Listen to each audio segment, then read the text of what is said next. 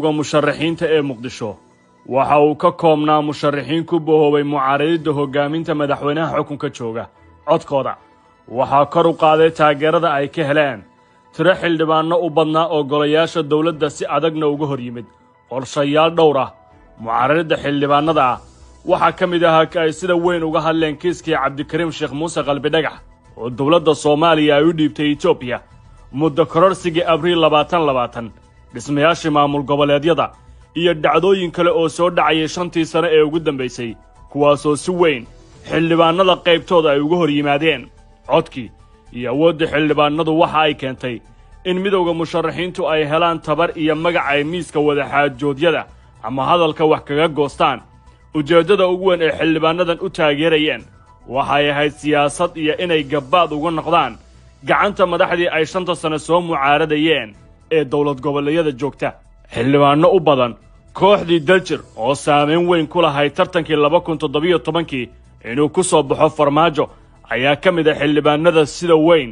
4 sano ee la soo dhaafay si weyn u taageersanaa oo midowga musharaxiinta ama cid kasta oo mucaarada xildhibaanadii Daljir ugu jiray baarlamaanka ayay kaadiriintoodu waayeen boosaskoodii ay hayeen ee mudanayaasha golaha baarlamaanka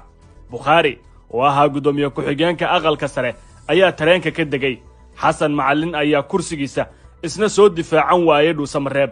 gudoomiyaha Wadajir Siciid ayaa isna garowa kursiga reerkiisa loogu diiday tartan Jawaari iyo inta badan duqeydii reer Koonfur Galbeed ayaa banaanka Baydhabo looga saaray aqalka golaha shacabka Kismaayo waxay gunta u rujisay dhammaan xildhibaanadoonkii ku garabka ah midowga musharaxiinta haddaba iyadoo inta badan seefta dawlad goboleedyadu qaaday xildhibaanadii ku dhawaa midowga musharaxiinta maxay tahay sababta ay uga aamusan yihiin ayaa la isweydiinayaa maxayse kelmad ama laba taageeraha ugu muujin waayeen dhanka kale qorshaha xididka loogu siibaya xildhibaanada mucaaradka waxaa ka mid ah iyadoo kuraastooda laga dhigayo qoondada haweenka kuwaas oo ay khasab tahay inay qaataan dumar waa falsafad cusub oo u dhaqan gashay madaxda dawlad goboleedyada maadaama habraacyada ay qorteen ee doorashadu ay dhigayaan in madaxdu ay leedahay saamaynta weyn ee ku wajahan tubta doorashada kuraasta qoondadani ay qaadan karto waxa ka mid noqon doona kuraasta Guriceel ee Mahad Salaad iyo Cabdiraxmaan Cabdishakuur warsame u sharaxan yihiin hadba sidii loo maareeyo waxa dhici doonta in labada kursi midkood banaanka lagu qaybsan doono taas oo ka dhigi doonta xaalad kale oo siyaasadda ah kuraasta Odawaa iyo Saabir ayaa iyaguna noqon doona kuwa ay saamayso haweenimada kursiga maadaama beeshooda aan wali laga dooran qoondada haweenka si weyn ayaana indhaha loogu hayaa Galmudug waxay u muuqataa inay noqon doonto xarunta xabaasha mucaaradkii inta badan fagaarayaasha siyaasadda dooda iyo hadalka la taagnaa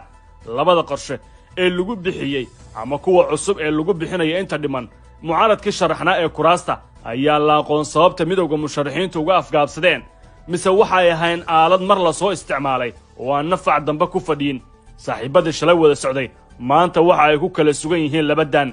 dhankooda mucaaradkii inta badan sida weyn u dhaleecayn jiray ficil kasta oo yimaada aamuska ayaa qayb naftoodu ay qaayibtay waa arrin kale oo aan wali fasiraad loo haynin aamuska saaxiibadii mikrofoonka macmiilka